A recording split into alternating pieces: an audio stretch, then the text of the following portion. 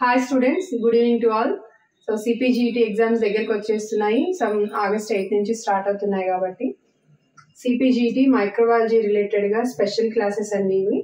So అంటే only focusing on the main points of the every topic. So please follow the class. Okay. So first thing is the spontaneous generation. You already know that and మీరు first year నుంచి చదువుకునే ఉంటారు. Spontaneous generation అంటే ఏంటి, దీంట్లో మనకి main గా అడిగేటువంటి పాయింట్స్ నేను ఇక్కడ రాశాను. స్పాంటేనియస్ జనరేషన్ ని గ్రీక్ ఫిలాసఫర్స్ స్టార్ట్ చేశారండి. So they started the spontaneous generation. One of the Greek philosopher, famous philosopher is the Aristotle. So BC 384 to 322 BC ఉన్నారు ఆయన. సో ఆ టైంలో అసలు ఈ స్పాంటేనియస్ జనరేషన్ అనే కాన్సెప్ట్ అనేది వచ్చింది. What is the spontaneous generation? So the generation or mean generating or arising of the living organisms from the non-living matter. That is called as the spontaneous generation. Spontaneous గా generate అవుతున్నాయి అని చెప్పడమే ఈ terminology యొక్క ముఖ్య ఉద్దేశం. ఓకేనా నాన్న? The generating or arising of the living organisms from the non-living matter in presence of little heat. That is the spontaneous generation. This was proposed by the ancient Greek philosophers. One of the famous ancient Greek philosopher is the Aristotle. Okay. And next, so they said like this, ఎక్కడైనా సరే ఏ ఒక్క జీవి అయినా అయితే వాళ్ళు దేని మీద base అయ్యి మరి ఇలాంటి ఒక స్పాంటేనియస్ జనరేషన్ అని ఒక థియరీని తీసుకొచ్చారు అని అంటే, మనం కూడా మన నిత్య జీవితంలో చూస్తుంటాం కదండి. ఇప్పుడు మనం చింతపండుని డబ్బాలో పెట్టేసి కొన్ని రోజులు మీరు కదల్చకుండా ఉంచితే మూత తీయగానే దానిలోంచి మనకి ఫ్లైస్ వస్తాయి మీరు గమనిస్తే. లేదు అని అంటే ఇప్పుడు బియ్యంలో పురుగులు రావడం కానివ్వండి, లేకపోతే ఏదైనా సరే ఏదైనా ఒక మాంసం కానీ అలాంటివి కుళ్ళిపోయింది అనుకోండి, దానిలోంచి పురుగులు వస్తాయి కదా. సో ఇలాంటివన్నీ వాళ్ళు చూడడం ద్వారా వాళ్ళు ఒక కంక్లూజన్కి వచ్చారు, ఏంటి, లివింగ్ ఆర్గానిజమ్స్ అనేవి నాన్ లివింగ్ మ్యాటర్ నుంచి వస్తాయి అని. మరి what is that non living matter? Examples ఏంటండి అని అంటే, ఎగ్జాంపుల్స్ ఏంటి, water, air, earth, any organic substances. Okay. So ఇలాంటి వాటి అన్నిటి నుంచి కూడా లివింగ్ ఆర్గానిజమ్స్ అనేవి ఆటోమేటిక్ గా జనరేట్ అవుతాయి, వాటంతట అవే తయారవుతాయి అనేటువంటిది వీళ్ళ యొక్క సిద్ధాంతం యొక్క ముఖ్య సారాంశం. దాన్ని ఆ తర్వాతి కాలంలో 17th centuryలో చాలా కాలం దాన్ని నమ్ముతూ వచ్చారండి. ఆ తర్వాతి కాలంలో ఫ్రాన్సిస్కో రెడ్డి గారు, ఈ సైంటిస్ట్ ఏం చేశారంటే, he did some experiments. So what he did, he took the meat and what he did, he kept that meat in a vessel. Okay, he kept that meat in a vessel and he covered that vessel and he took some six vessels. Okay, ఒక 6 vessels తీసుకుని దాంట్లో ఒక 3 కేమో gauge అంటారు కదండి. So ఒక cotton cloth లాంటిది, చాలా సన్నటి పోర్స్ ఉంటుంది. సో ఆల్మోస్ట్ మనం వడకట్టడానికి యూజ్ చేసేలాగా అంతకంటే ఇంకా సన్నటి గేజ్ ఉన్నటువంటి కవర్ ని కట్టారనమాట. గట్టిగా టైట్ గా కవర్ చేశారు. ఇంకొన్నిటికైతే గట్టిగా లిడ్ పెట్టేశారనమాట. పెట్టి చెక్ చేశారు. ఏమైంది, కవర్ తోటి ఏవైతే కాటన్ గేజ్ తోటి కవర్ చేశారో వాటి మీద ఈ మ్యాగ్నెట్స్ అనేటువంటివి ఆ యొక్క కవర్ పైననే తయారవడం గమనించారు. ఏవైతే కంప్లీట్ గా గట్టిగా లిడ్ తోటి కవర్ చేసేసారో దాంట్లో అయితే అసలు మ్యాగ్నెట్స్ రాలేదు. దాంతో ఆయన ఏమని చెప్పారు, so he disproved the spontaneous theory. ఆయన ఏం చెప్పారనంటే, వాటంతట అవి రాలేదు, చూసారా, కేవలం ఇక్కడ ఫ్లైస్ వల్ల మాత్రమే మ్యాగ్నెట్స్ వచ్చాయి, లోపల రాలేదు చూడండి, వాటిని వెళ్ళకుండా ఆపినప్పుడు. దీంట్లో అయితే అసలు పైన కూడా రాలేదు చూడండి అని ఆయన చెప్పారు. చెప్తే అప్పుడు దానికి మళ్ళీ ఈ supporters, spontaneous generation theory supporters ఏమన్నారంటే, సో వీళ్ళ నమ్మకం ప్రకారం లైఫ్ ఫోర్స్, ఒక వైటల్ ఫోర్స్ అనేది ఉంటుంది, లైఫ్ ఫోర్స్, అది ఎయిర్ లో ఉంటుంది. దానిని మనము ఆల్టర్ చేయొద్దు, అంటే దాన్ని వేడి చేయొద్దు, దాన్ని అడ్డుకోవద్దు.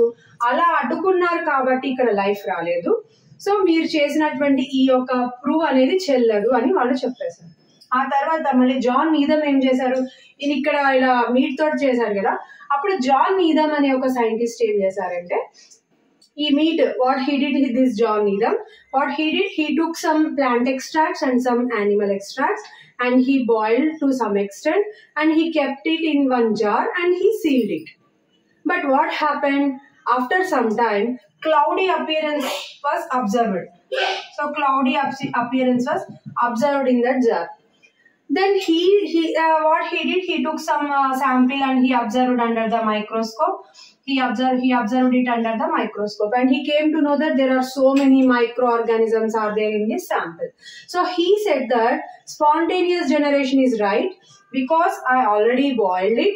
నేను దాన్ని బాయిల్ చేసి దాన్ని నేను స్టోర్ చేసినా కూడా దాంట్లో మైక్రో ఆర్గానిజమ్స్ పెరిగాయి, అంటే లివింగ్ ఆర్గానిజమ్స్ అనేవి నాన్ లివింగ్ ఆర్గానిజమ్స్ నుంచే వచ్చాయి అని ఈయన స్పాంటేనియస్ జనరేషన్ ని సపోర్ట్ చేశాడు, జాన్ నీథమ్. ఓకే, నెక్స్ట్ ఏం జరిగింది, Lazzaro Spallanzani. So what he did,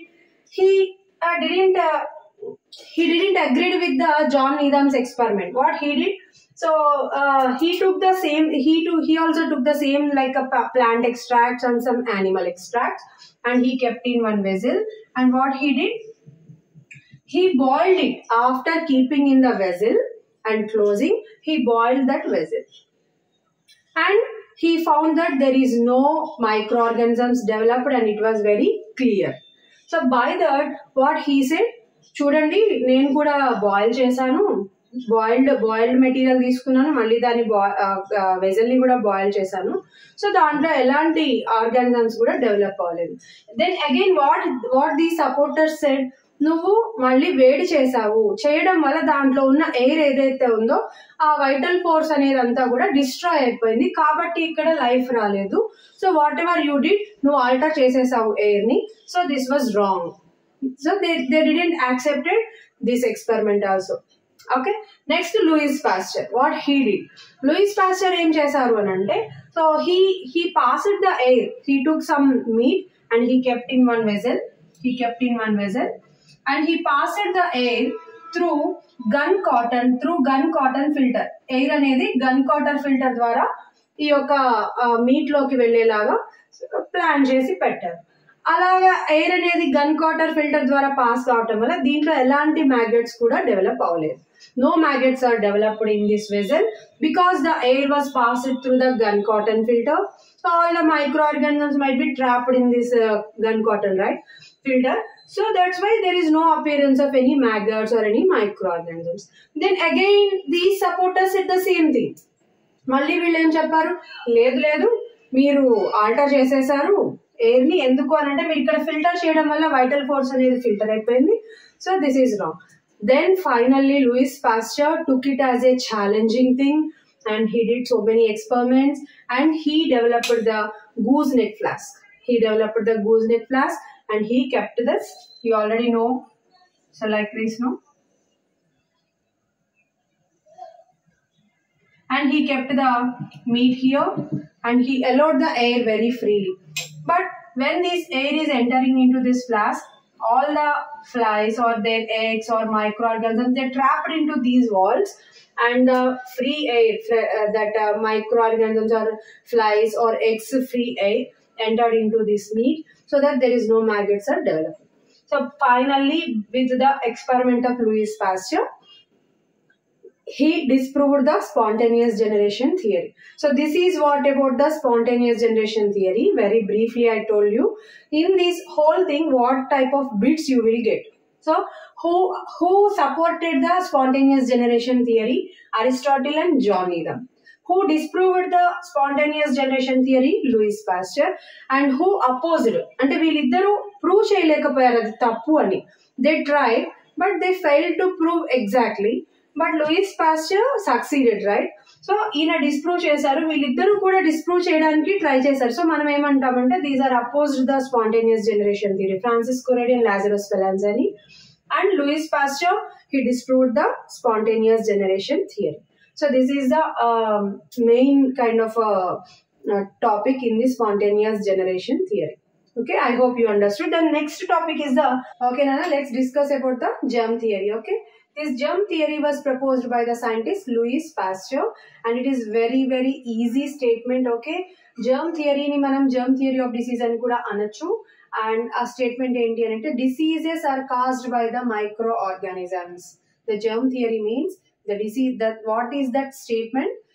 Diseases are caused by the microorganisms, or you may call it as diseases are caused by the pathogens or diseases are caused by the germs. Mood statements lo manam edaina cheppukochu. Okay, But here you have to remember that whether it is microorganism, whether it is germ, whether it is pathogen, they are interchangeable terms. Okay. So అంటే ఇక్కడ ఏంటి చెప్పాలనుకుంటోంది అని అంటే సైంటిస్టులు after so many experiments, after so many observations and research, they given this statement. That means behind every disease there must be one pathogen. That pathogen may be bacteria or fungi or virus or prions or viroids, okay, or protozoa, whatever it is, there must be one microorganism will be there behind every disease. So they gave this statement that diseases are caused by the germs. This is called as the germ theory. So Koch postulates, Nana. Koch postulates, Nana. So this was given by the Robert Koch, and these Koch postulates will support the germ theory given by the Louis Pasteur. And these Koch postulates contains 4 principles. These are very important. And me exam లో ఎలా అడుగుతారంటే ఈ 4 కూడా ఇచ్చేసి దానిలో ఏదైనా ఒకటో రెండో wrong పెట్టేసి దగ్గరగా ఉండే విధంగా పెట్టేసి దీనిలో కరెక్ట్ ఏది ఫైండ్ అవుట్ చేయండి అని అడగడానికి అవకాశం ఉంటుంది. So please go through these 4 principles. Microorganisms, see these 4 principles. First one is the microorganisms must found in the diseased individuals, and if we take the sample from that diseased individual and if we can grow that microorganisms can be cultured. Okay. And the third one, from this culture whatever we have grown, if we take that culture and we introduce it into another healthy individual, this healthy individual will develop the same disease as the previous one. Okay. And from this newly diseased individual, if we take the sample and if we again culture it, we will get the same microorganism as the previous. I hope you understood. I will try to tell in Telugu also. Like మనకి సూక్ష్మజీవులు అనేవి ఏ వ్యాధి కలగడానికైనా సూక్ష్మజీవులు కారణమవుతాయి, right? So ప్రతి వ్యాధిలో కూడా కారణమైనది ఏంటి అని అంటే సూక్ష్మజీవులు. ఆ సూక్ష్మజీవులు కారణమవుతాయి కదా. సో మనం ఆ వ్యాధి వచ్చిన పర్సన్ నుంచి మనం గనక శాంపిల్ ని సేకరించి దాన్ని మనం కల్చర్ చేసినట్లయితే దానిలో ఖచ్చితంగా సూక్ష్మజీవులు అనేవి మనకి గెయిన్ చేయొచ్చు. అంటే మనం కల్చర్ చేయొచ్చు, ఆ వ్యాధికారక సూక్ష్మజీవుల్ని మనము కల్చర్ చేయొచ్చు. కల్చర్ చేశాక ఏం చేయాలి? ఆ కల్చర్ ని ఇంకొక హెల్దీ ఇండివిజువల్ లోకి, అంటే ఇంకొక ఆరోగ్యవంతుడైనటువంటి మానవుల్లో కనుక మనం ఈ కల్చర్ ని ప్రవేశపెడితే అతనికి మనం ఫస్ట్ ఏ డిసీజ్డ్ ఇండివిజువల్ అయితే మనము శాంపిల్ తీసుకున్నామో సేమ్ అదే డిసీజ్ ఈ కొత్త వ్యక్తిలో వస్తుంది. వచ్చిన తర్వాత మళ్ళీ మనకి ఏదైనా ఒకవేళ డౌట్, అంటే ఇది కరెక్టేనా కాదా అని మనము కన్ఫర్మ్ చేసుకోవడానికి ఏం చేస్తాము, ఎవరైతే మనము కొత్తగా డిసీజ్ కలిగినటువంటి వ్యక్తి ఉన్నారో అతని దగ్గర నుంచి మనం శాంపిల్ తీసుకొని మళ్ళీ కల్చర్ చేస్తే గనక ఫస్ట్ మనకి ఇక్కడ ఎలాంటి కల్చర్ అయితే వచ్చిందో, ఏ మైక్రో ఆర్గానిజమ్స్ అయితే మనం ఐసోలేట్ చేసామో సేమ్ అవే కల్చర్, అవే మైక్రో ఆర్గానిజమ్స్ ని మళ్ళీ మనము ఐసోలేట్ చేయవచ్చు. అంటే ఈ 4 ప్రాసెసెస్ ద్వారా మనకు తెలిసేది ఏంటి అంటే ఒక పర్టికులర్ డిసీజ్ కి ఒక పర్టికులర్ మైక్రో ఆర్గానిజం కారణము అని చెప్పడానికి కావాల్సినటువంటి ప్రూఫ్ అనేది మనకి ఈ 4 ప్రాసెస్ల ద్వారా దొరుకుతుంది. So this is what Koch postulates. Okay. So ఈ రోజు క్లాస్ లో మీరేమేమి తెలుసుకున్నారన్నా, first one is the spontaneous generation. Spontaneous generation లో వచ్చేసి మనకి అరిస్టాటిల్ గారు, జాన్ నీదమ్ గారు స్పాంటేనియస్ జనరేషన్ ని సపోర్ట్ చేశారు. And Francis Redi, Lazzaro Spallanzani, Louis Pasteur వీళ్ళు అపోజ్ చేశారు. అండ్ లూయిస్ పాస్చర్ గారు స్పాంటేనియస్ జనరేషన్ ని డిస్ప్రూవ్ చేశారు, right? And next, germ theory. It was proposed by the Louis Pasteur. Later, so many scientists they supported it, but the germ theory was proposed by the Louis Pasteur. And germ theory is you already know that diseases are caused by the germs. And the germs may be bacteria, fungi, virus, or protozoa, whatever it is. Next, Koch postulates. These are given by the Robert Koch. There are 4 principles are there. We discussed here, right? Thank you so much. I hope you understood. And మీకు కనుక ఈ video నచ్చినట్టయితే తప్పనిసరిగా మీ friends తోటి share చేయండి నాన్న, and subscribe చేసుకోండి. Thank you so much.